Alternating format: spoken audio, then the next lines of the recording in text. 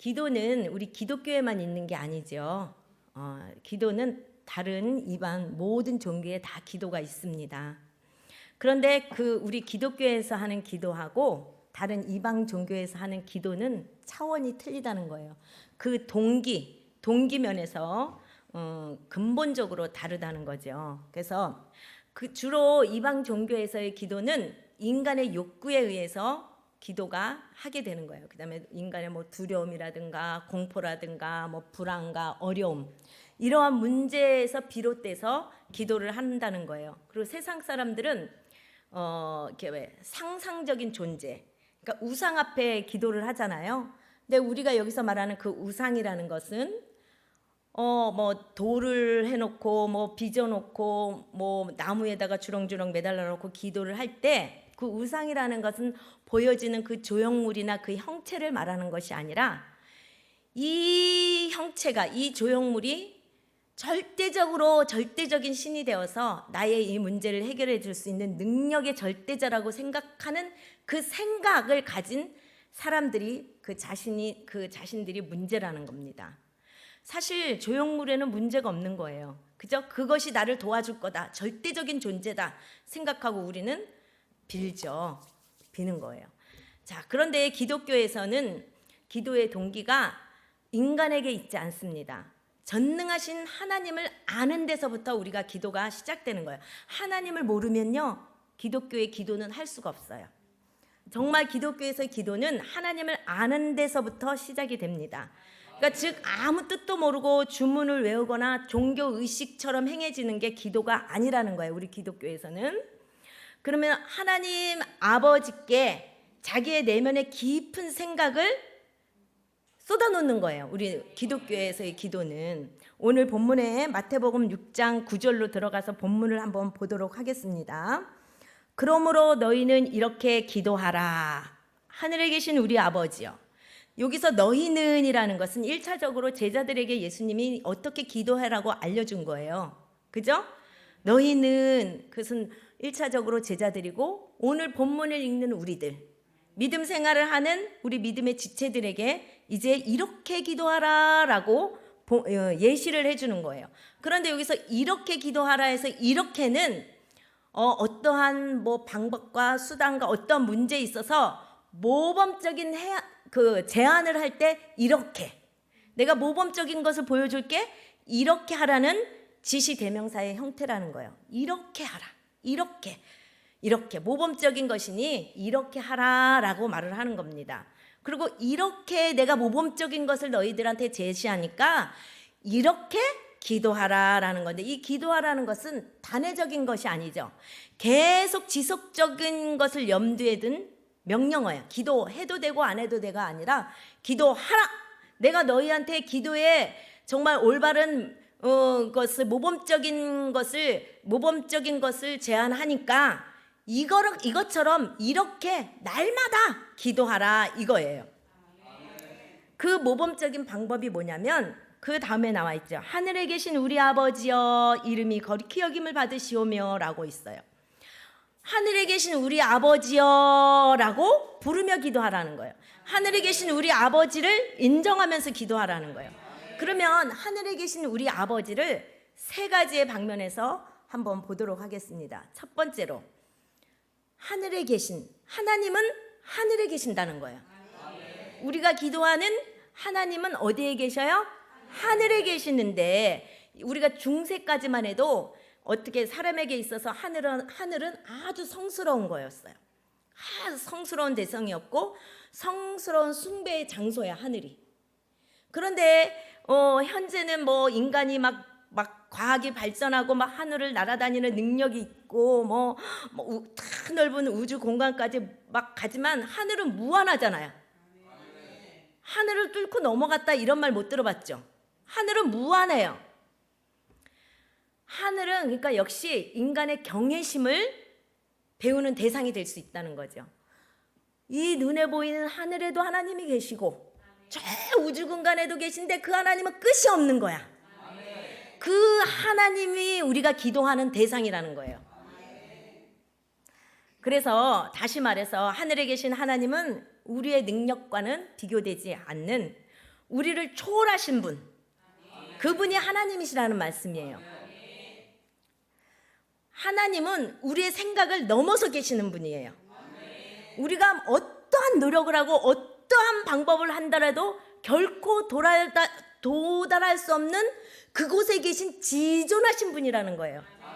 우리는 그분이 안 계신 곳이 없어. 그래서 신학적인 용어로 편재성이라고 그러고 무소부재라고 그러는데 여러분, 하늘이 없는 곳이 있나요? 바다 끝에 가도 하늘은 있죠. 우리 집에도 하늘 있어요. 미국에 가도 하늘 있죠. 북한에도 하늘 있죠. 다 하늘 있죠. 그것처럼 하나님은 안 계신 곳이 없다는 거예요. 무소부재하다는 거예요. 편재성이 두루 안 계신 곳이 없는 거예요. 그래서 세상 어디에나 하늘은 존재합니다. 그 다음에 하늘은 높은 창공과 우주이기도 하지만 공기의 공간이기도 해요. 공기의 공간. 우리가 마시는 공기의 공간이기도 해요. 그래서 하늘은 아주 모든 공간을 다 포괄한 거예요. 이 눈에 보이는 하늘뿐만 아니라 우리가 마시는 공기와 공기와의 그 공간에 또 그러한 모든 공간을 다 포괄한 거예요. 그러니까 하나님의 눈은 안 보이시는 곳이 없어요. 우리가 뭐 화장실에 가면 하나님 안 계실까? 거기도 있어요, 하나님이. 공기라는 공간 안에 하나님이 계시고 하나님은 하늘에 계신 분입니다. 그러한 하늘에 계신 분이에요. 미세한 하늘이나 광대한 하늘이나 그 하나님은 그 모든 곳에 존재하시는 분이라는 거예요. 그러니까 그 하나님은 우리의 모든 것을 아시는 거야. 그리고 우리의 모든 것을 조절하시는 분이라는 거예요. 그 하나님이 세상을 창조하셨어요. 그리고 세상을 다 창조하시고 모든 게 다 끝나서 뒤로 물러나서 할아버지처럼 허리에다 손을 쥐고 하고 지켜보는 분이 아니에요. 바로 지금도 우리가 속해 있는 이 하늘에서, 그죠?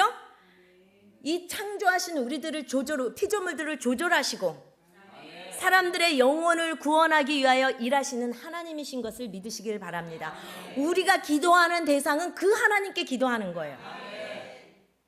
우리가 이 사실을 믿게 되었을 때 우리는 어떤 어려움과 공경 속에서도 낙심할 수 없는 이유가 됩니다. 실패한 곳, 어려운 곳, 황량한 곳에도 하나님이 함께 계신다는 거예요. 왜? 안 계신 곳이 없으시니까 하나님은. 그러니까 여러분들이 이해하기 쉬우라고 제가 하늘을 표현을 했어요. 하늘은 어디에 가도 다 있죠? 그것처럼 실패한 곳에도, 황량한 곳에도, 외로운 곳에도, 힘든 곳에도 우리 하나님은 함께 하신다는 말입니다. 그렇게 되면은 하나님이 안 계신 곳이 없다는 것을 우리가 깨닫는다면 우리가 절제하게 돼요. 바로 살게 된다는 말이에요.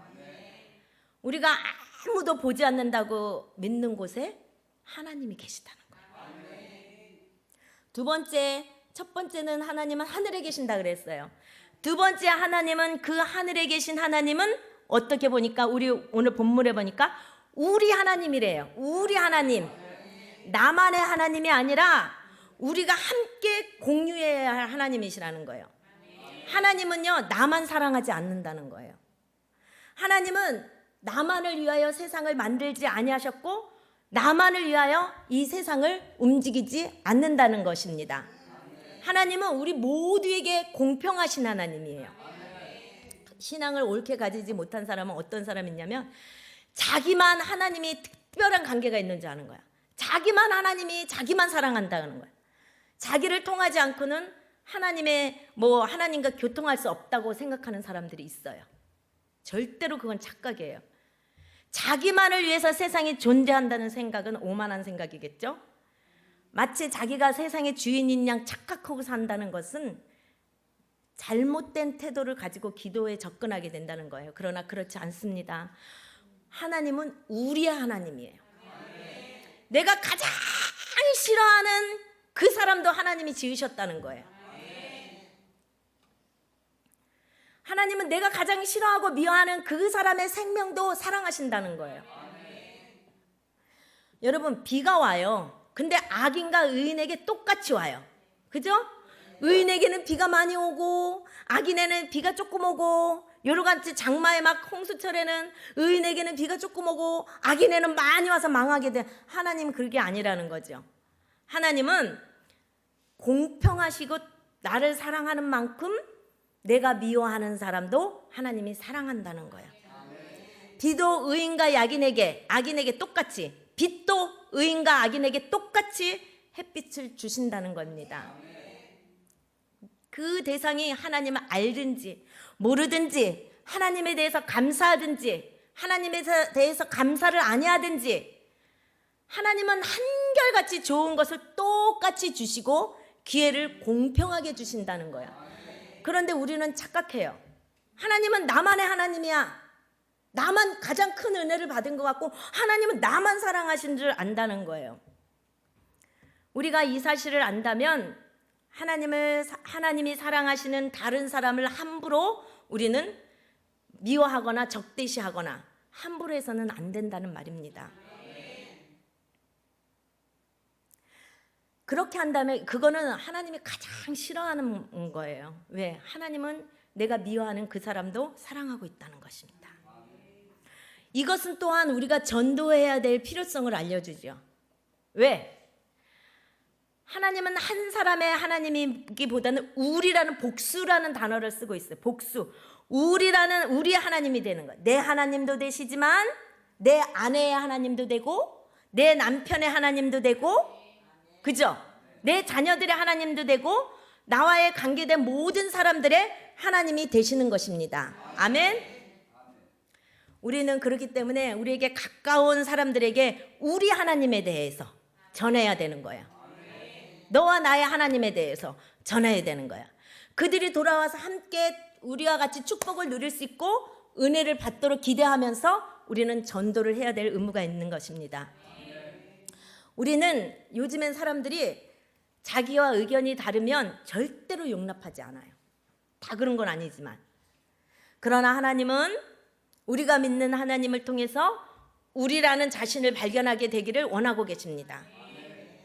잘못된 가치관에서 이제 돌이켜서 남을 용서하고 미워하지 않고 함께 살아가는 아름다운 모습으로 변화되기를 원해요. 그래서 초대교회 보니까 어떻게 해요? 예수님이 제자들이 세웠던 처음에 그 초대교회를 보면 공동으로 소유하잖아요. 공동으로 소유하고 모은 것들을 가난한 자들을 나눠주고 공평하게 나눠주고 많은 사람을 구제하고 그렇게 하죠. 그것이 바로 하나님이 원하시는 우리의 모습인 줄 믿습니다. 우리가 믿음 안에서 우리가 한 가족처럼 변화되고 많은 교회들이 한 가족이 되어서 우리가 궁극적인 목표를 위해서 믿음으로 가족이 되어서 이루어지는 것이 하나님이 원하는 방법이에요. 세 번째, 하나님은 하늘에 계신다 그랬어요. 첫 번째, 하나님은 우리의 하나님이라 그랬어요. 세 번째, 하나님은 그 하늘에 계신 우리 하나님은 나의 아버지가 되신다는 거예요. 나의 아버지. 하나님은 우리를 지으셨지요. 아멘. 창세기 2장에 보니까 하나님이 사람들을 얼마나 귀하고 아름답게 창조했는지 몰라요. 하나님은 그 사람을 만들어 놓고 너무 좋아서 너무 보시기에 좋았더라고 말씀하시며 그들과 이 사람들과 인격을 담아주시고 인격적인 교제를 원하셨어요. 이 말은 육신적인 의미에서 아버지라는 보다는 더 깊은 사랑이 있다는 거예요. 육신적인 아버지도 그렇게 좋은데 하나님은 우리의 영의 아버지라는 거예요. 하나님 육신적인 아버지는 아무리 아들을 사랑해, 아버지가 아들을 아무리 사랑해도 아들의 모든 것을 다 할 수는 없어요. 그죠? 요즘과 같은 세대는 막 세대 차이도 나잖아. 세대 차이도 나고 가치관도 틀리고 또 인격의 수준도 틀리니까 아버지가 아무리 아들을 잘한다고 해도 아주 100% 알 수는 없다는 거예요. 그죠? 그러니까 결국은 사랑의 장애가 있는 거야. 그죠? 사랑의 장애를 느끼게 돼요. 그러나 하나님 아버지는 완전하세요. 하나님은 우리를 직접 하나님의 손으로 우리를 지으셨기 때문에 우리의 체질을 아시는 거야. 그리고 우리에게 어떤 것이 나쁜 습관이 있는지, 나에게 어떠한 나쁜 버릇이 있는지, 나쁜 습관이 있는지 이 사실도 하나님 잘 알아요. 나를. 그리고 내가 어떤 점에 있어서 내가 가장 약한지 그것도 우리 하나님은 잘 안다는 거예요. 나를 100% 알고 계신 분이 우리의 하나님 아버지예요. 우리는 그 하나님의 아버지의 이름을 부르며 기도하는 거예요. 하나님 아버지는 아무도 가질 수 없는 지존하신 인격을 가지신 분이에요. 그래서 우리의 인격과 눈높이를 맞춰줘, 자녀들하고. 그리고 우리가 그 하나님 아버지가 나를 사랑하는구나, 그것을 인정하고 내가 그 하나님을 받아들이기 시작하면, 그 하나님을 내 아버지로 받아들이기 시작하면 절대로 그 사랑이 하나님 편에서 깨지는 법이 없어요. 하나님은 한번 딱 잡으면 안 놓는다고 내가 그때 설교 때 말씀드렸죠? 내가 붙었다 떨어졌다 할 뿐이지 하나님이 잡고 계시니까. 하나님이, 내가 하나님을 내 아버지로 모시고 절대적으로 하나님의 그 사랑을 인정하고 내가 시인하고 고백하면 하나님 편에서는 절대로 그 사랑을 끊지 않는다는 거야. 내 아버지가 돼주셔서 나를 천국 가는 그날까지 붙잡고 끌어주신다는 거야. 그 하나님은 나의 모든 것, 나의 나쁜 습관까지, 나 혼자 방에서 은밀히 하는 죄까지도, 내가 하나님 없다고 생각하는 모든 마음의 죄까지도, 마음의 생각까지도 다 아시면서도 나를 사랑하신다는 거예요. 그 사랑에는 변함이 없다는 거예요. 여러분, 어린아이가요, 흑투성이가 됐어요. 얼굴에 막 초콜릿을 먹어갖고 초콜릿 범벅이 된 거야. 옷에도 다 묻고 흑투성이가 됐고, 막 손과 발은 막 땅 파고 놀라고 손톱에 때가 딱 껴서 막 놀는데, 아빠가 저기서 오니까 얘가 아빠! 그러고 가가지고, 그러니까 아빠가 내 아들을 보더니 아이고 내 아들, 그래서 탁 안고 비르르 돌죠. 상상이 돼요? 그림이 그려져요? 자, 그 품에 안기지요. 아빠는 그 아이를 번쩍 안아서 품에 안아주고 자신의 손으로 얼굴에 얼룩을 닦아주고, 그것이 아빠의 인자함의 사랑의 대상입니다. 아멘. 하나님은 우리를 그렇게 만나기를 원하시는 거예요. 다 목욕하고 깨끗이 해갖고 하나님이 딱 그러면 만나주는 거 아니라는 거예요. 왜 이방 종교에서는 의식이라는 것이 있잖아요. 기도하러 갈 때 막 꽃으로 치장하고 막 액세서리 금으로 주렁주렁 달고 막 이러한 것들이 필요가 없는 거예요. 내가 흑투성이가 되고 초콜릿이 묻고 옷이 찢어지고 흙이 묻고 손톱에 때가 껴도, 그러한 모습으로 내가 달려가도 나를 안아주고 바짝 안아서 빙그르르 돌아주며 내 아들 하면서 닦아주는, 그렇게 우리 하나님은 저와 여러분들을 만나시기를 원하신다는 거예요. 아무리 볼품이 없어도, 아무리 우리 손과 발이 이웃에게 죄를 짓고 내가 손과 발로 지은 죄가 많고 더럽다 할지라도, 우리가 당장 아까 내가 말한 이 어린아이처럼 하나님께 달려가면 우리 하나님은 거절하지 아니하고 내 아들 하고 안고 빙그르르 돌아주시면 번쩍 띄워주시고 좋아해 주신다는 거예요. 그것이 아버지예요. 그래서 기독교의 기도는 하나님을 아버지라고 부르는 데서부터 시작합니다. 그 아버지께서 그 아버지께 자기 내면의 깊은 생각을 다 쏟아놓는 거예요. 묵상으로도 쏟아놓을 수 있죠. 이거는 묵상은 말 없는 기도예요. 또 기도로 쏟아놓을 수 있어요. 그거는 말이 있는 기도예요. 대화예요. 말 없는 대화로, 말이 있는 대화로 우리 하나님께 기도할 수 있다는 거예요. 어떤 왕이 있었습니다. 왕이 한 나이 많은 노제사장에게 물었습니다. 아버지가 돌아가셨을 때가 더 슬펐습니까? 아니면 아들이 죽었을 때가 더 슬펐습니까? 한참 대답이 없자 왕이 또 물어봐요. 아버지가 돌아갔을 때가 더 슬펐습니까? 아들이 죽었을 때가 더 슬펐습니까? 노제사장은 잠시 생각에 잠겼습니다. 그리고 천천히 대답을 했습니다. 아래옵기 항공하오나 어느 쪽이 더 슬펐는지는 알 수 없습니다. 그러나 전하께서 계속 어느 쪽이 더 슬펐냐고 제게 물으신다면 이렇게 말씀드릴 수가 있습니다. 아버지가 돌아가셨을 때는 눈물의 안개 속에서 저기 있는 남산이 그 뽀얗게 눈물의 그 안개 속에서 저기 있는 남산이 가끔씩 뽀얗게 이렇게 남산이 어른어른 보였습니다. 남산 끝이 볼락말락할 때가 있었습니다. 그러나 자식이 죽었을 때는 아무것도 보이지 않았습니다. 눈물이 앞을 가려 아무것도 보이지 않았습니다. 여러분, 이것이 아버지의 마음입니다. 여러분, 이것이 부모님의 마음입니다. 부모님의 이 마음은 누가 주셨을까요? 누가 지으셨을까요? 부모님의 이 마음은 어디로부터 왔을까요? 하나님이 지으신 거예요. 우리 사람은 하나님의 형상을 따라 지음받은 몸이에요. 그렇기 때문에 하나님의 인격을 우리가 다 가지고 있는 거예요. 하나님은 우리를 자식과 같이 극진히 사랑하십니다. 그 사랑은 우리가 말로만의 사랑이 아니라 그 사랑의 극치는 뭐예요? 우리를 위하여 목숨까지도 내어주실 그 사랑. 나는 하나님 앞에 잘한 거 1도 없는데 우리 하나님은 내가 뭐가 잘났다고 나의 죄를 위해서 나를 얼마나 사랑하는지 내가 지금까지 지어놓은 그 죄에 대한 대가로 자기의 목숨까지도 주셨다는 거예요. 하나님은 원래 생명의 근원이잖아요. 그렇기 때문에 하나님은요, 어둠도 없고요, 그림자도 없고요, 악은 조금이라도 없으신 분이 그 하나님이에요. 거룩 그 자체예요.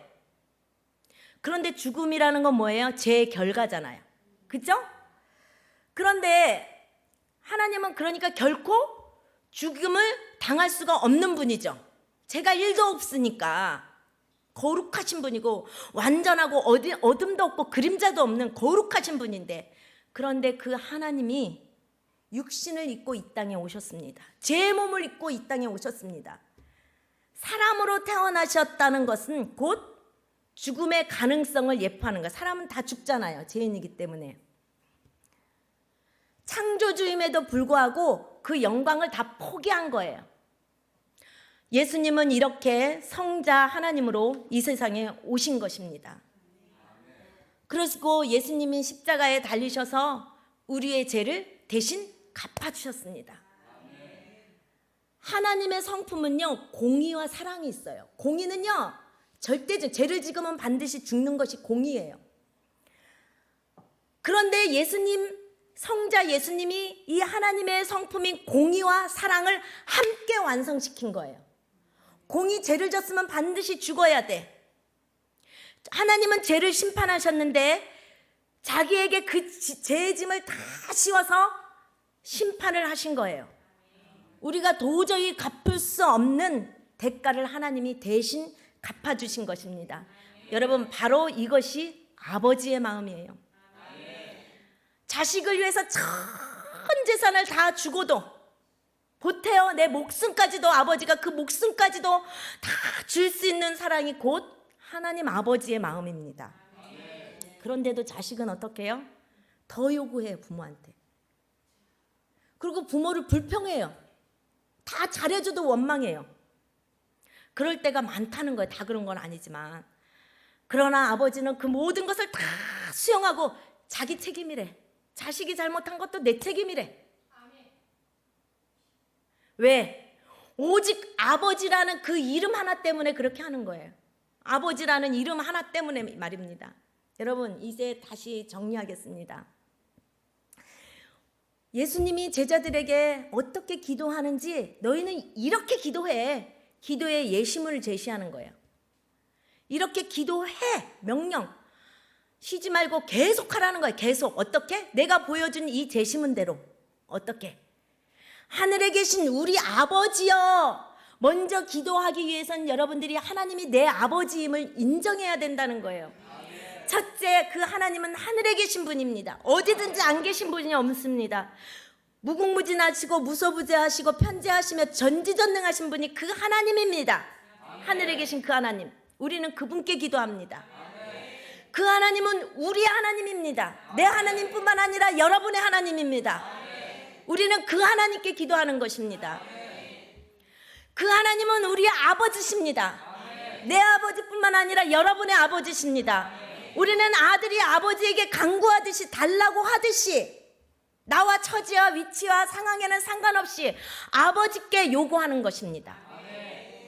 우리가 하는 기도는 중언부언이고 연부를 외우거나 무슨 종교 의식이 아니라 내 인간의 욕구와 욕망에서 막 나의 필요에 의해서 불안과 공포 이런 것 때문에 무서워서 기도하는 그것이 아니라 얼마나 감사해요. 온 우주가 하늘인데 그 하늘이 없는 곳이 없고 이 공기가 없는 곳이 없는데 안 계신 곳에 없는 그 전지전능한 하나님이 내 하나님이기 때문에 내가 기도한 거는 반드시 이루어진다는 거예요. 제가 여러분들한테 말씀드리는 거는요, 그 하나님이 너의 하나님이 아니라 내 하나님, 우리의 하나님, 그 다음에 그 아버지가 내 아버지, 너의 아버지, 우리의 아버지. 그 아버지는 아들이 쪼꼬레 투성이가 돼도 얼굴을 비벼주고 볼에다 뽀뽀해주고 그 손에 흙탕물이 다 묻었어도 닦아주고 아랑곳하지 않고 옷에 더러운 것이 묻어도 껴안고 빈 그릇을 돌며 안아주고 뽀뽀해주고 감싸해주는 그 아버지 하나님이 바로 우리 아버지라는 거예요. 내가 잘 나갔을 때 해야지, 내가 잘 나간 걸 받으시지 하나님 아니에요. 지금 이 모습 이대로 여러분들을 받으시기를 원한다는 거예요. 내가 뭘 고쳐서, 내가 뭘 어떻게 해서 해야지 절대 아니에요. 하나님은 그냥 여러분들 그 자체를 좋아하세요. 그러니까 여러분 꿈에도 이걸 잊지 아니하시기를 바랍니다. 돌아온 탕자 얘기 알죠? 누가복음 15장에 있는 15장 11절부터 나오는 그 탕자 이야기. 그 아들이 아버지를 마음 아프게 하고 재산을 가지고 나가서 다 탕진하고 거지가 돼서 돌아와도 아버지는 그 나간 아들이 언제나 돌아올까 날마다 먼 길을 바라보는 거예요. 어느 날 거지가 되어서 들어오는 그 아들을 보고 아버지는 신발도 신지 않고 달려가서 그 아들을 붙잡고 자기의 인장반지를 껴주고 안아주고 모든 권위를 다 회복시켜주고 잔치를 베풀고 온 동네방네 잔치를 베푸는 것이 바로 우리 하나님 아버지의 마음입니다. 여러분 기도해야 돼요. 우리 하나님은 여러분의 모든 것을 다 하신다 그랬죠. 그러면 이렇게 말하는 사람이 있어요. 하나님은 나를 다 한대. 내 모든 것을 다 하신대. 내가 기도 안 해도 하나님은 나를 다 하신다시니까 하나님이 때에 맞게 알아서 해줄 거야. 그거는 오만입니다. 에스겔서 36장 38절. 제사드릴 양떼 곧 예루살렘의 정한 절기의 양무리와 같이 황폐한 성읍을 사람의 때로 채우리라. 아멘. 자, 예수님 하나님이 말씀하셔요. 황폐한 성읍을 어떻게 하겠대요? 사람의 때로 채운대. 황폐했다는 건 뭐예요? 쫄딱 망했다는 거야. 안 되는 것 가운데, 안 되는 그 문제 가운데, 할 수 없는 그 문제 가운데, 불가능 것 가운데, 쫄딱 망한 것 가운데, 마음의 염려와 근심 무거운 가운데 어떻게? 사람의 때로 황폐한 성읍인데 황폐했는데 다시 사람의 때로 막 채워준대. 그럼 어떻게? 다시 회복해 준다는 거예요. 너희가 그러한 문제가 있느냐? 어려운 문제가 있느냐? 쫄딱 망했느냐? 안 되냐? 힘드냐? 그 문제 가운데, 여러분이 가지고 있는 그 문제 가운데 다시 회복해 주겠답니다. 그런데 37절에 볼게요. 주 여호와께서 하나님이 말씀하는 거예요. 내가 말한다. 그래도 이스라엘 족속이 문제 만난 그 사람이 이와 같이 자기들에게 이루어 주기를 내게 구하여야 할지니라. 아멘. 하나님이 우리의 모든 것을 다 알고 계셔요. 그리고 회복해 주시겠다고 약속하셨어요. 그렇지만 하나님이 말씀하시기를 나는 네 목소리를 듣기를 원한다. 나는 네가 그 문제를 가지고 나한테 대화해 주기를 원한다. 인격적으로 나를 만나서 얘기해 주기를 원한다. 구하기를 원한다는 거예요. 그러니 여러분들은 기도하는 자가 되기를 원합니다.